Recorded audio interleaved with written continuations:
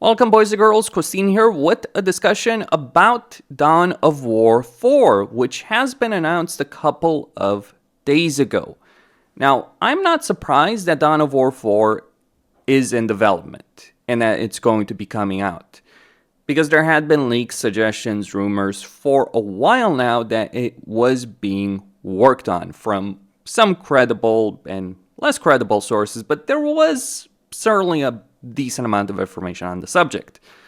I am surprised that it did get announced so soon after the definitive edition for Dawn of War 1 came out, and I'm certainly surprised that it is being developed by King Art and not by Relic. King Art made Iron Harvest. Now, Iron Harvest is a pretty decent game and certainly has a flair. There's some magic with respect to that game. Not the best voice acting, not the best story, though. Unlike many other strategy games that at least has cinematics with characters actually talking, which, yes, a lot of strategy games do cheapen out on that. And we can actually expect that from Dawn of War 4. Proper cutscenes, lip syncing, dialogue, etc. The voice acting is probably going to be handled by Games Workshop. I think they do work with developers on that level. And the story is going to be written by John French. Now, John French, he's apparently a pretty decent writer for Warhammer, though he's more on the philosophical side of things, and specifically, he handles chaos very well, which is a bit weird when you think of the fact that Dawn of War 4 doesn't have chaos as a playable race, though since Dawn of War 4 is set on Kronos, and you do have an imprisoned demon on Kronos, and the whole Deimos Peninsula situation with respect to Kronos, I suspect chaos may have some influence, some impact on the story one way or another, or at least a demon or multiple demons may have some impact on the matter. But we'll find about that. Or maybe it does lend itself to the idea that we might get Chaos as a playable race as a DLC or as an expansion after the game comes out. Now, based on what has been revealed, we have the four races. We got Space Marines, Orcs, Necrons, and Adeptus Mechanicus. Now, based on a number of interviews I've seen on the subject, there's going to be 4 individual campaigns for each of these races. And the order that the developers have set for these campaigns is apparently it's going to be Orcs, followed by Adeptus Mechanicus, followed by Necrons, and finally Blood Ravens, so the Space Marines, right there. Now, you can play whichever campaign you want in whatever order you want, but the order that developers have set is the one I mentioned. So Orcs, Admech, Necrons, Blood Ravens. That is the order of the developers. And apparently there's also going to be quite a few choices in these campaigns that might exclude you from going down certain paths or having entire missions. This brings me to the point of 70 epic campaign missions. Now, how this is going to play out, I have no idea exactly. We do have to wait and see. But here's what I found, what has been stated in certain interviews. There are indeed going to be 70 unique missions, but you probably won't encounter all of these in a single playthrough. Instead, you're going to have decisions that you make in a campaign, and these will lock out certain missions. So how many missions would you realistically encounter in a campaign if you're just doing it once? Something like 40 to 45 is what I've seen mentioned. Now, 70 missions is more missions than the entirety of StarCraft 2. And when I say that, I mean Wings of Liberty, Heart of the Swarm, Legacy of the Void, Nova Covert Ops, and the epilogue of Legacy of the Void. That is a huge amount of missions. It's more missions than Warcraft 3 and Frozen Throne put together. Many strategy games have something like 10, 20, 30 missions at most. This has 40 plus missions, unique missions, and then if you count the variants, 70 plus missions is more than most strategy games or multiple strategy games put together, plus their expansions. So that is ridiculous, but I do expect them to deliver on that. For reference, I think Iron Harvest had something like 21 missions. And then they mentioned classic Dawn of War gameplay returns. We've seen gameplay footage.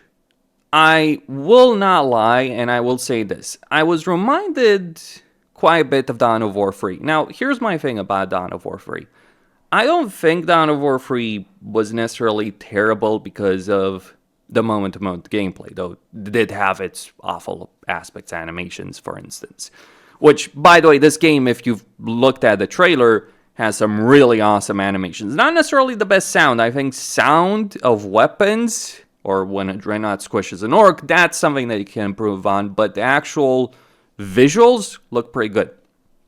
But I was kind of reminded of Dawn of War 3. Not the Dawn of War 3 maps, for the record, but rather Dawn of War 3, from this perspective of large-scale warfare. Interestingly, this game is made in Unity engine, which does mean it could end up working badly. It could also end up working very well.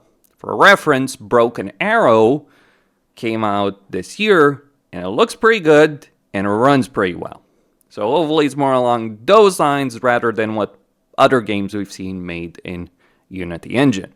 It's certainly possible, and if I'm not mistaken, Iron Harvest was also developed in Unity engine as well, so that's probably the reason they're using it. They're accustomed to it. But the gameplay looked good. Are we going to have base building? Yes. It seems like it's looking to take some of the better elements of Dawn of War 1, Dawn of War 2, and even though the developers basically refused to talk about Dawn of War 3, I would say they've been at least inspired by it. I'm pretty certain that they've played it at least and taken that. Again, like Dawn of War 3's main problem as a game, the story was bad, the campaign was bad, the multiplayer modes, not the multiplayer balance, not the racial design. Like anyone who's ever played orcs in Dawn of War 3 and tells me that they're not freaking awesome is lying on that subject. There's good things like the Space Marine drop pods, the orcs, etc. But the style of that game, like just the artistic style, not technical graphics, but artistic graphics. So it was very cartoony, ridiculous. Now, people have said, oh, Dawn of War 3 looks cartoony. It really doesn't look like that League of Legends. I detest that style. I would call it out if it was. Sure, it's maybe not as gritty as some other games have been. Absolutely, from what we've seen. But it's more along the lines of Dawn of War 2 from my perspective than anything related to 3. Like, 3 was just ridiculous nonsense. That was one of the things I really disliked the most about that. Well, also, just Relic doing a lot of things that I do dislike as a developer. Overall style, storyline, handling of campaign, that was pretty frustrating on that subject. What I am curious about, though, personally, so the developers, based on our developer interviews, we are going to get Gorguts. So Gorguts is leading the orcs. We're going to get Jonah Ryan. He's in the trailer. We're going to get Cyrus. He's in the trailer. But I'm wondering about Gabriel Angelos, for instance, Martellus. Maybe just get the whole band back together. Hell, I would love to see Avitus backing. I know canonically he's probably the traitor, but you don't have to follow that canon. Certainly you don't have to follow the canon of Dawn of War 2 Retribution on that. But that's my perspective on it. Maybe Gabriel Angelos is something that Sega and Relic own. Hard to say on that. But still, I think it would make sense.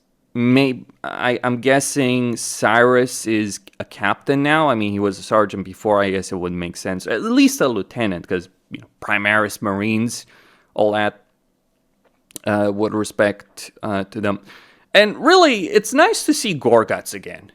Honestly, it's really nice to see Gorguts again. I was kind of wondering what the green menace of Dawn of War had been doing really? Well, I guess he's going back to Cronus so he can troll the Space Marines, and so he can lose again against the Space Marine on Cronus. Because, keep in mind, he did lose against them in Dark Crusade.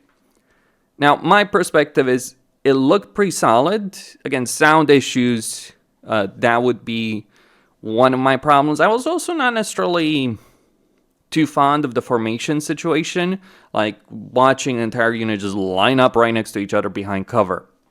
That was, just something that I'm not necessarily too fond of on that subject. I kind of prefer how things work in Dawn of War 2. Though it is also a question of scale. Like, one of the things I disliked about Dawn of War 2 was really the smaller scale.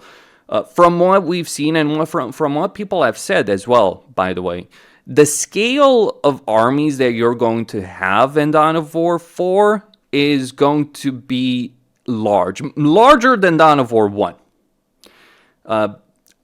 Certainly larger than Dawn of War 2, and larger likely than Dawn of War 3. Like, Dawn of War 3, say what you will about it, it did have large armies on each side that could fight each other.